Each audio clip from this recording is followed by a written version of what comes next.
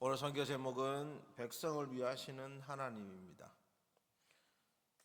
그 옛날 영화 중에 신들러 리스트라는 영화가 있습니다.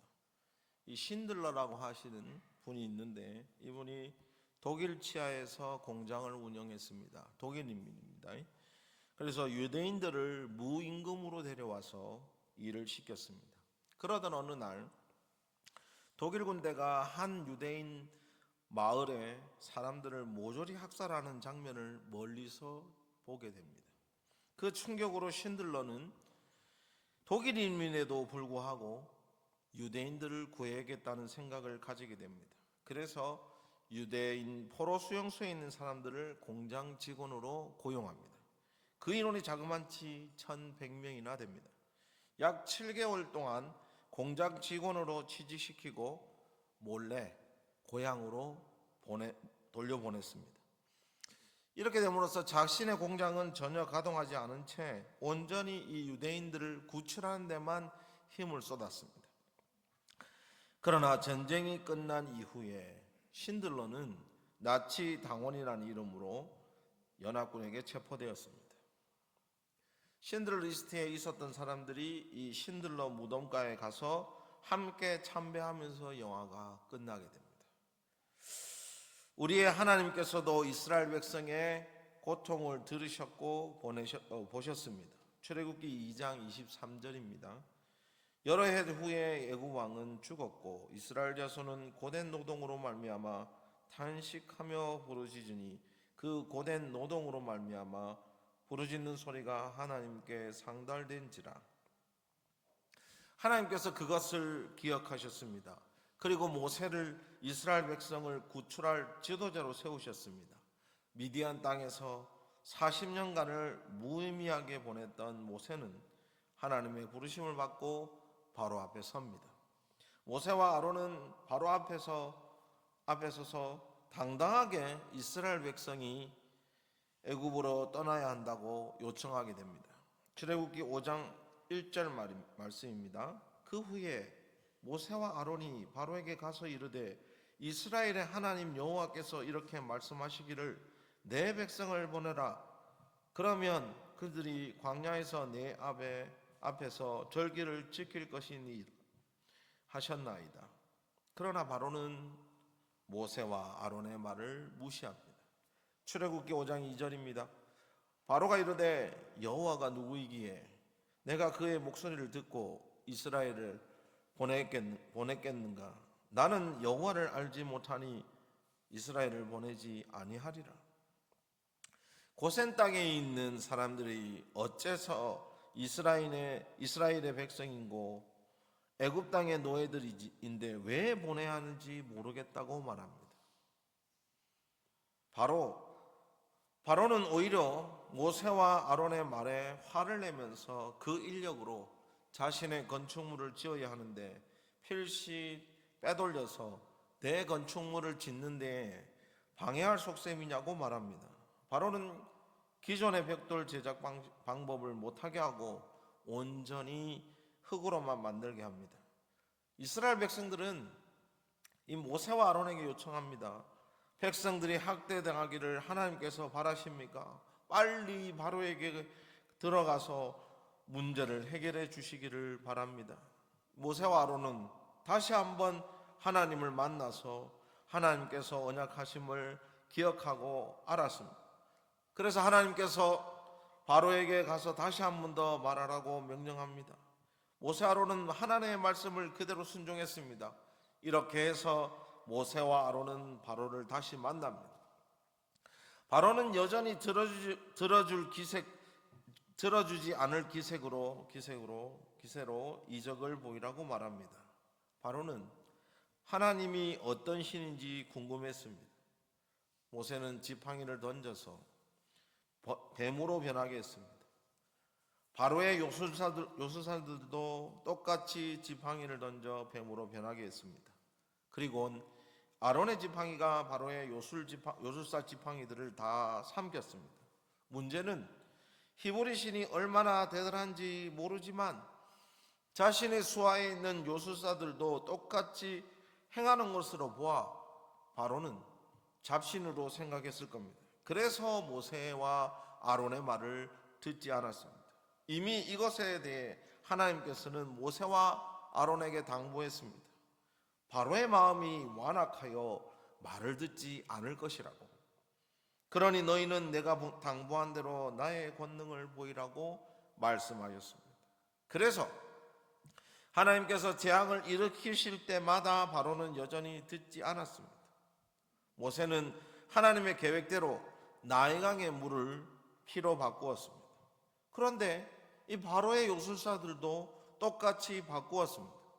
바로는 관심도 가지지 않았고 일주일이 지나갔습니다.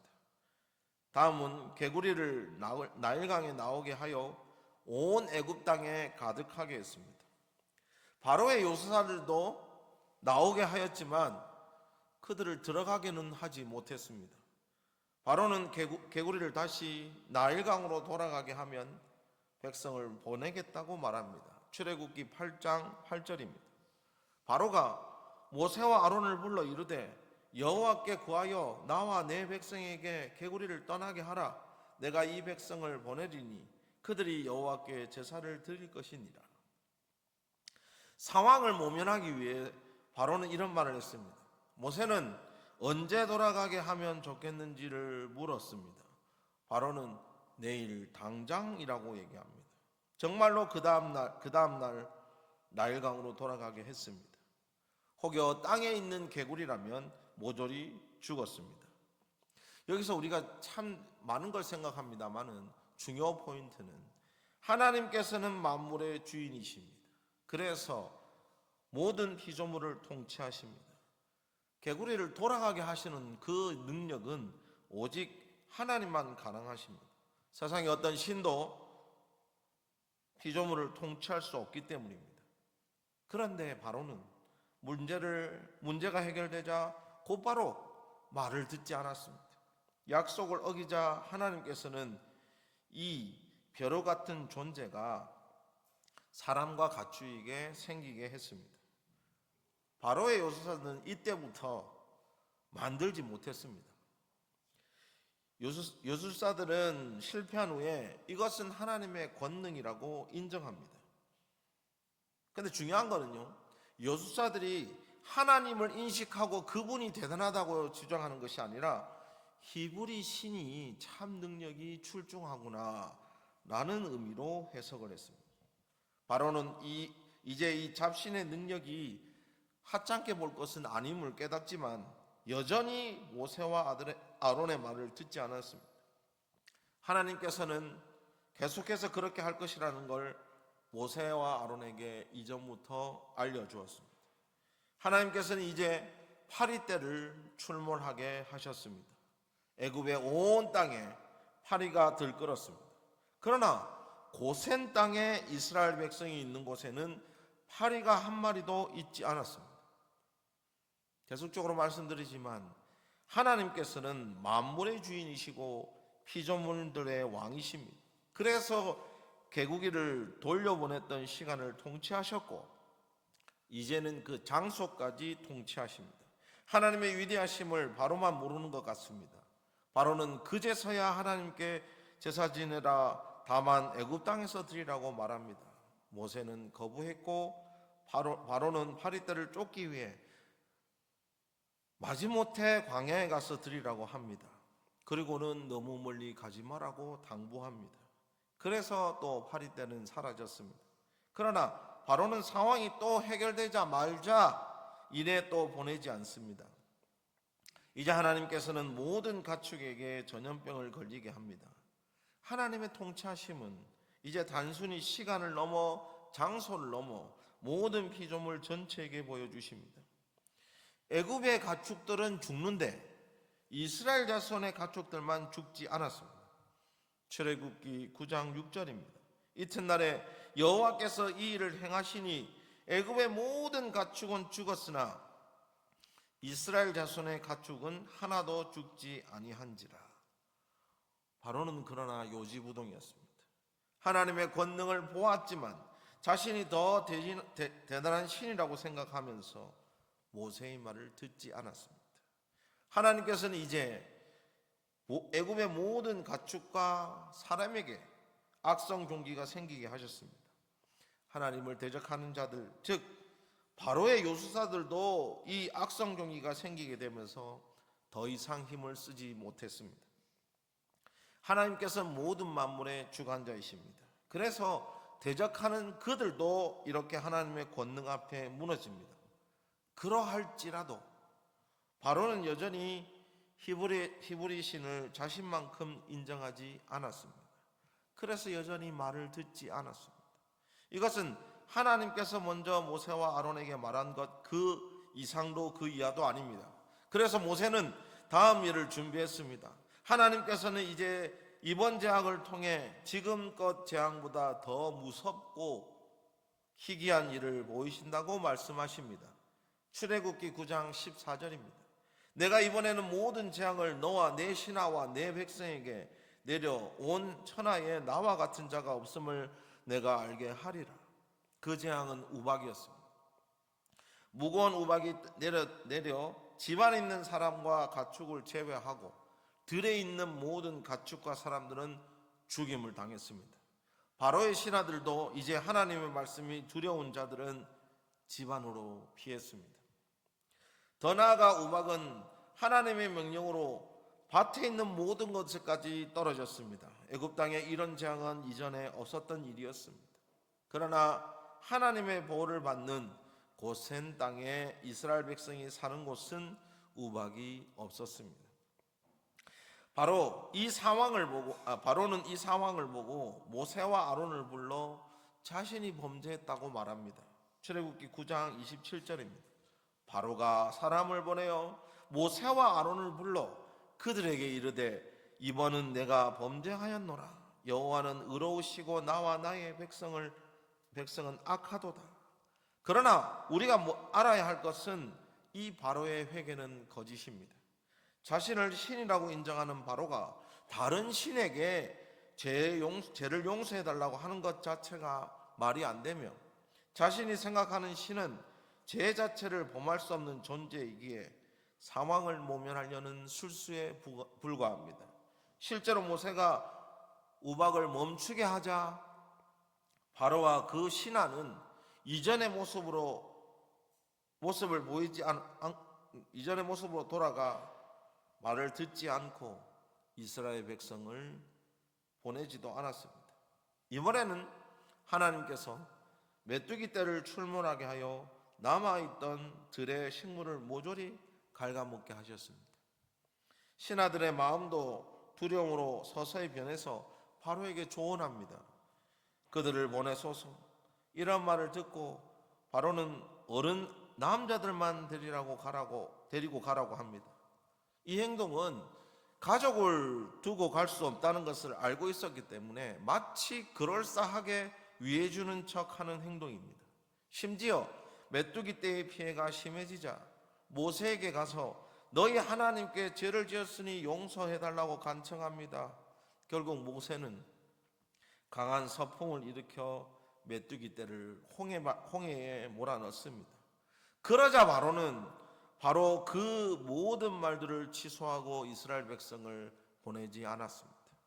이제 하나님께서는 3일 동안 캄캄한 어둠을 내리게 하셨습니다. 하나님께서는 이스라엘 자손들이 거주하는 곳에는 빛이 있게 했습니다. 바로는 모세를 불러 가족과 함께 떠나도 된다고 얘기합니다. 그러나 제산인 양과 소는 그대로 두고 가라고 합니다. 양과 소는 제산이면서도 하나님께 드릴 제사의 제물이기에 그럴 수 없다고 모세는 말합니다. 바로는 결국 모세를 돌려보냅니다. 이제 하나님께서는 최후의 카드를 꺼내십니다. 애굽 땅에 태어난 처음 나는 것들은 모조리 죽게 하셨습니다. 여기에는 바로의 장자도 포함되었습니다.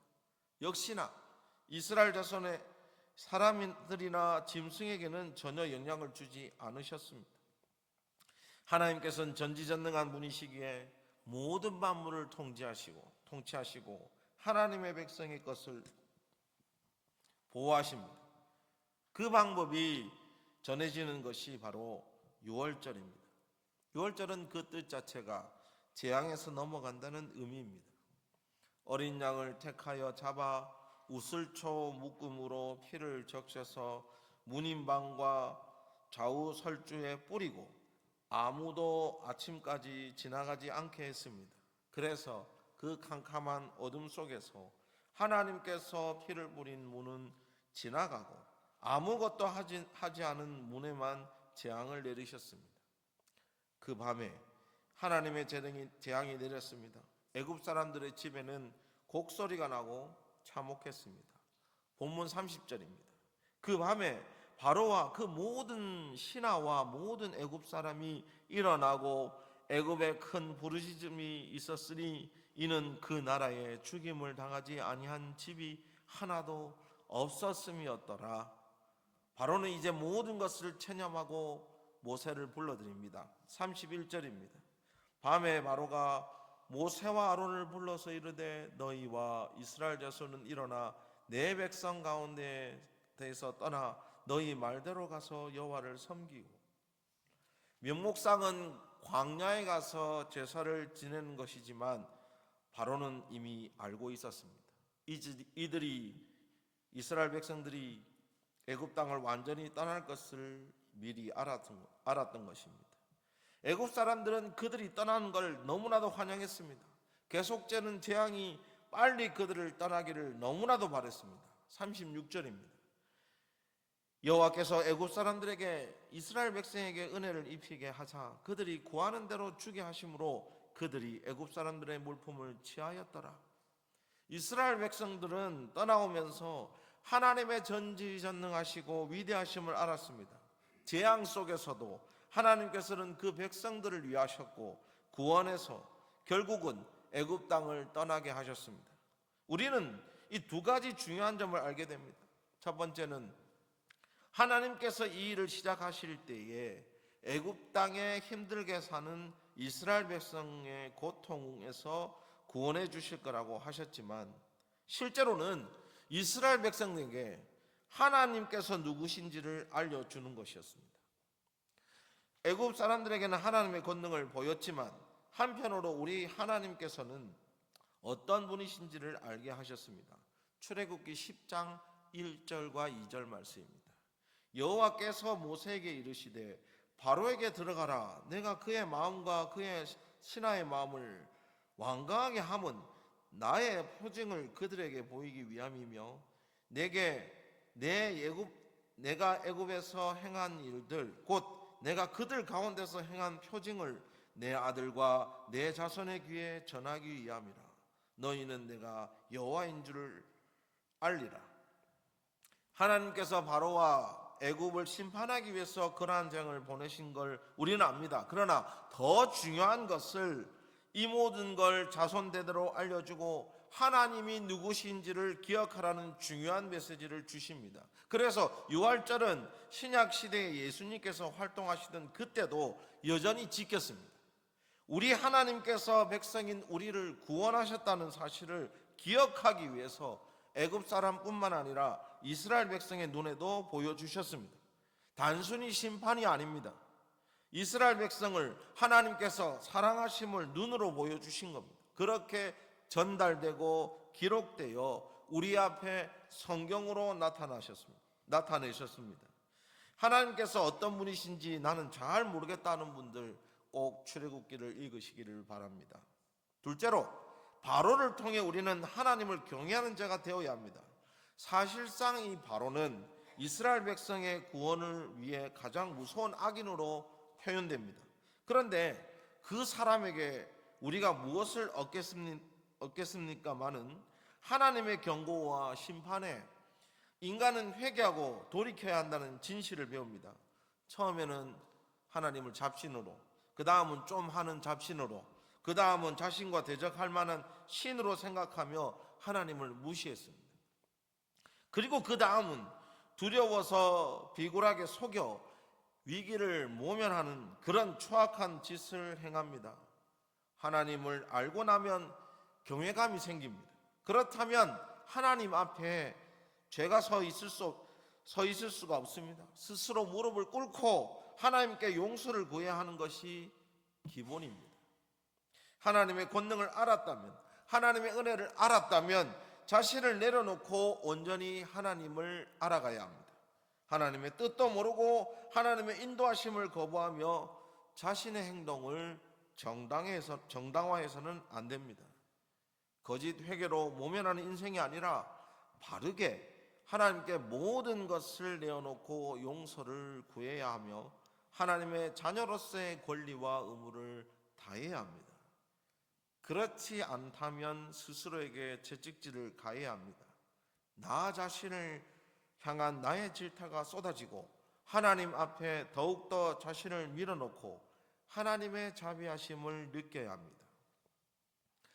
이 두 가지를 기억하셔야 됩니다. 출애굽은 단순히 하나님께서 그 능력을 발휘하신 것이 아니라 오히려 이 상황들 10가지 재앙을 보며 하나님이 어떤 분이신지 우리에게 어떻게 역사하신지를 기억하셔야 되며 바로를 통해서 우리가 하나님 완벽하게 알고 있는 것은 하나님을 알았다면 우리가 순종할 수밖에 없는 존재임을 깨달아야 합니다. 그래서 바로를 바라보고 반면 교사하시기 바랍니다. 내 능력이 더 대단하다고 하는 사람들 앞에 하나님은 더 위대하심을 기억하시고 그 사람들을 볼 때마다 언젠가 그가 회개할 그날을 위해 우리가 기도해야 함을 기억하시기 바랍니다. 그래서 출애굽기의 그 10가지 제약은 우리에게 시사하는 바가 큽니다. 하나님께서 이스라엘 백성의 고통을 들으셨고 그래서 모세를 세우셨고 그 모세는 하나님의 대언자로 바로 앞에 서서 하나님의 말씀을 전했습니다. 그리고 하나님의 약속대로 이스라엘 백성들은 구원을 얻어 애굽 땅으로 떠나게 되었습니다. 우리가 기억할 것은 하나님께서 나를 어떻게 택하셨고 구원하셨고 그리고 지금도 그리스도인으로 이끄셨는지를 돌이켜 생각해 보시라는 겁니다.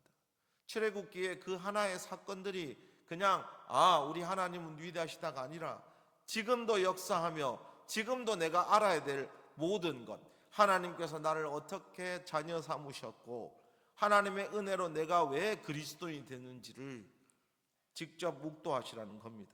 그래서 그 하나님의 은혜에 감사하는 마음으로 평생 예배자로 사는 것의 기쁨을 누리시기를 바랍니다. 그래서 감사의 기도와 감사의 찬양을 언제나 하나님께 올리시기를 바랍니다.